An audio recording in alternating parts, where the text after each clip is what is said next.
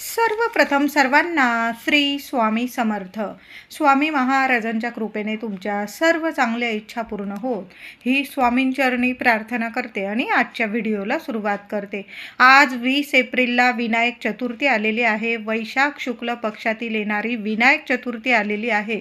बघा, वैशाख तृतीया आणि चतुर्थी तिथी ही आज एकत्रित आलेली आहे. कारण अक्षय तृतीया जरी काल झालेली असली तरी पण तृतीया तिथी ही आज सूर्योदय बघितलेली असल्यामुळे ही तिथी आणि चतुर्थी तिथी हे एकत्रित आल्यामुळे सुवर्ण दिवस आहे. काही अक्षय तृतीयाची सेवा राहून गेलेली असेल तर आज विनायक चतुर्थीला जरी पूर्ण केली तुम्ही सर्वांनी तरीही चालेल. त्याचबरोबर आज गणपती बाप्पांची सेवा करायची आहे. सोमवार सुद्धा आलेला आहे. शिवपुत्र आहे श्री गणपती बाप्पा.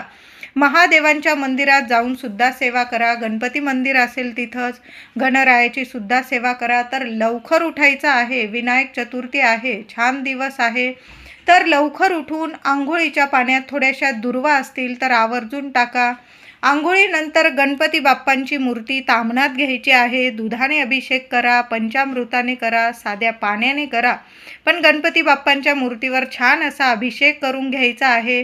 तांदळाच्या राशीवर गणपती बाप्पांची स्थापना करा किंवा जास्तीत जास्त दुर्वा असतील तुमच्याकडं, हिरवगार दुर्वांचं आसन गणपती बाप्पांना बनवा आणि त्यावर गणपती बाप्पांना स्थापन करा, विराजमान करायचं आहे.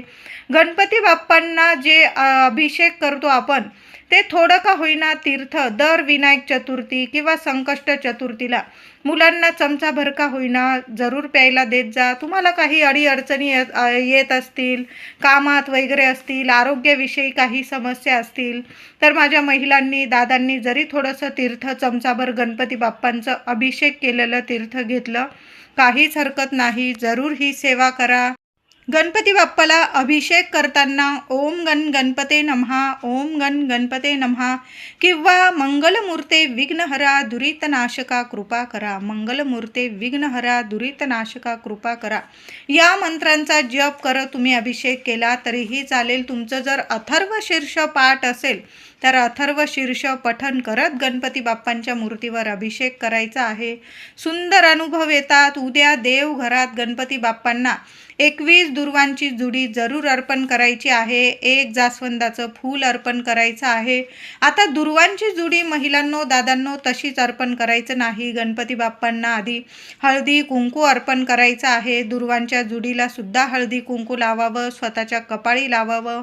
उजव्या हातात ती दुर्वांची जुडी घ्यावी, स्वतःच्या मनातील इच्छा बोलावी.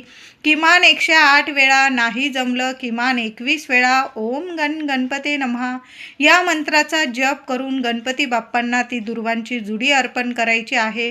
ज्यांच्या लग्न कार्यात अडचणी येतात ना, मग ती शुक्ल पक्षातील विनायक चतुर्थी असू द्या किंवा कृष्ण पक्षातील संकष्ट चतुर्थी, मुलगा किंवा मुलगी त्यांनी हळद थोडीशी दुर्वांच्या जुडीला लावावी. चरणाशी गणपती बाप्पांना थोडी हळद अर्पण करावी आणि मग मनातील इच्छा बोलून उजव्या हाताने दुर्वांची जुडी अर्पण करावी. बघा, लवकरात लवकर 1.25 महिन्याच्या आत लग्न कार्य जरूर जुळून येतं. जी पण आपण सेवा करतो ना, हृदयापासून मनापासून केली ना तर ती सेवा कधीच खाली जात नाही. फक्त सेवेला विश्वास हवा. विश्वास खूप महत्त्वाचा आहे. जी पण सेवा कराल विश्वासाने करा. बघा, आपला विश्वास कधीच गणपती बाप्पा तुटू देत नाही. गौरी पुत्र आहे श्री गणेशा, शिवपुत्र आहे. गणपती बाप्पांची मनापासून जर सेवा केली ना गणपती बाप्पा जरूर प्रत्येक आईची मनातली इच्छा जरूर पूर्ण करतात. उद्या सोमवार सुद्धा आलेला आहे. महादेवांच्या शिवपिंडीवर सुद्धा अभिषेक करायचा आहे. घरात शिवपिंडी असेल प्रथम गणपती बाप्पांना अभिषेक करा, मग महादेवांना अभिषेक करायचा आहे. त्याचबरोबर एक अखंड दिवा जरूर लावून ठेवायचा आहे. बघा, आज अक्षय तृतीया साजरी केली आणि उद्या विनायक चतुर्थी आपण आणि तृतीया आणि चतुर्थी तिथी ही एकत्र आलेली आहे. सुवर्ण दिवस आहे. काही राहून गेलेल्या असतील अक्षय तृतीयेच्या सेवा महिलांनो, तुम्हाला नाही जमल्या आज तर उद्या जरी केल्या तुम्ही 20 तारखेला तरीही चालेल. माता लक्ष्मीला तुमच्याकडून कुंकुमार्चन राहून गेलेलं असेल तर उद्या करा. तुमच्या कुलस्वामिनीचे टाक असेल, मूर्ती असेल, त्यावर कुंकुमार्चन करायचं असेल, किंवा अन्नपूर्णा मातेची आज तर जयंतीच होती, अन्नपूर्णा मातेला तुम्ही कुंकुमार्चन केलं असेल, धान्य अर्चन केलं असेल, या सेवा राहून गेलेल्या असतील तर तुम्ही विनायक चतुर्थीच्या सुवर्ण दिवशी जरूर करू शकतात.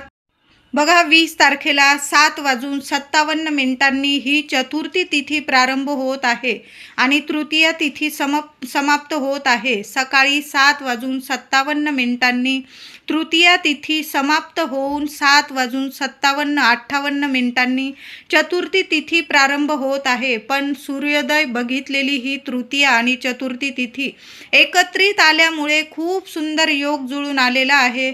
असा योग पुन्हा येणे नाही. ज्या पण सेवा राहिलेल्या आहे अक्षय तृतीयेच्या, त्या या दिवशी सुद्धा करू शकता. आणि गणपती बाप्पांची तर सेवा आपल्याला आवर्जून करायची आहे. सकाळी देवघरात एक अखंड दिवा महिलांनो जरूर लावून ठेवायचा आहे.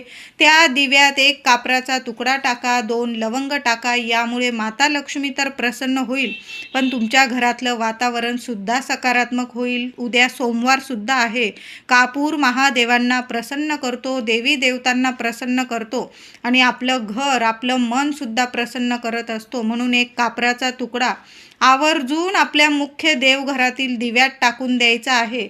उद्या गणपती बाप्पांना तुम्हाला मोदकांचा नैवेद्य दाखवता आला तर आवर्जून दाखवा. नाही जमलं तर एक छोटीशी खोबऱ्याचा वाटी घ्या, छोटीशी, किंवा खोबऱ्याचा तुकडा घेतला तुम्ही चालेल. त्यावर छोटासा खडा गुळाचा ठेवायचा आहे आणि गूळ खोबऱ्याचा नैवेद्य उद्या गणपती बाप्पाला मनापासून दाखवायचा आहे. नंतर त्या गूळ खोबऱ्याचे तुम्ही संध्याकाळी मोदक बनवले तरीही चालेल, किंवा तो प्रसाद तुम्ही सहकुटुंब सहपरिवार आवर्जून खायचा आहे. आता जेव्हा गणपती बाप्पांना जेव्हा आपण नैवेद्य दाखवतो ना, त्या नैवेद्यावर थोड्या का होईना 2, 5 अशा विषम संख्यांमध्ये दुर्वा जरूर ठेवत जा. जसं आपण भगवान श्रीहरी विष्णूंना नैवेद्य दाखवतो, तुळशी पत्राशिवाय नैवेद्य पूर्ण होत नाही, देव स्वीकारत नाही. तशाच पद्धतीने गणपती बाप्पांना नैवेद्य दाखवताना 2, 5 दुर्वा जरूर त्यावर ठेवत जा. बघा, मनातील सर्व इच्छा जरूर पूर्ण होतील. मुलांचे काही दोष असतील, अडचणी असतील, गौरीपुत्र श्री गणेश आहे, मनापासून जी आई विनायक चतुर्थी असेल, संकष्ट चतुर्थी असेल, गणपती बाप्पाला साधा गूळ खोबऱ्याचा नैवेद्य दाखवला ना तरीही कबूल होतो गणपती बाप्पांना आणि आपल्या लेकरांच्या सर्व इच्छा जरूर पूर्ण होतात. मुलांच्या अडचणी, दोष संपून जातात. मुलांना मग शिक्षण असो, नोकरी असो, भरभरून प्रगती मिळते. उद्या घराजवळ जर मंदिरात जाता आलं, सकाळी जा, संध्याकाळी जा, पण मंदिरात आवर्जून जायचं आहे. देवघरात तर आपण गणपती बाप्पांची सेवा करणारच आहोत.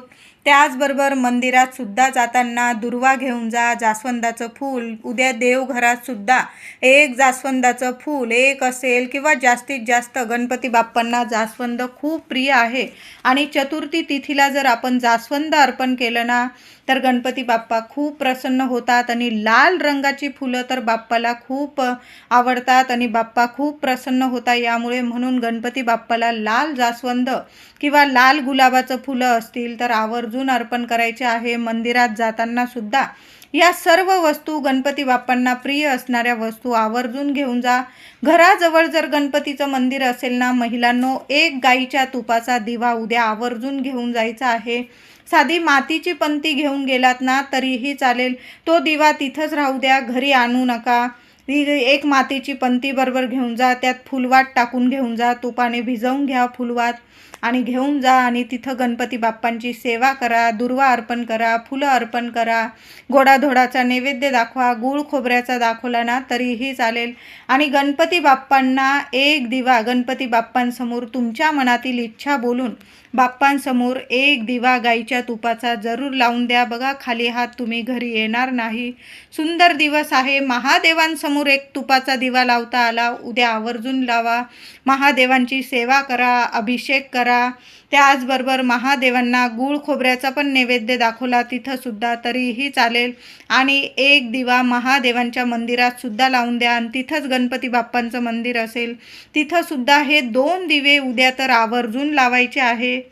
उद्या सकाळी किंवा संध्याकाळी आपल्या देवघरासमोर आसन घेऊन बसा, दिवा अगरबत्ती करून घ्यायची आणि गणपती अथर्व शीर्ष 11 वेळा पठण करा.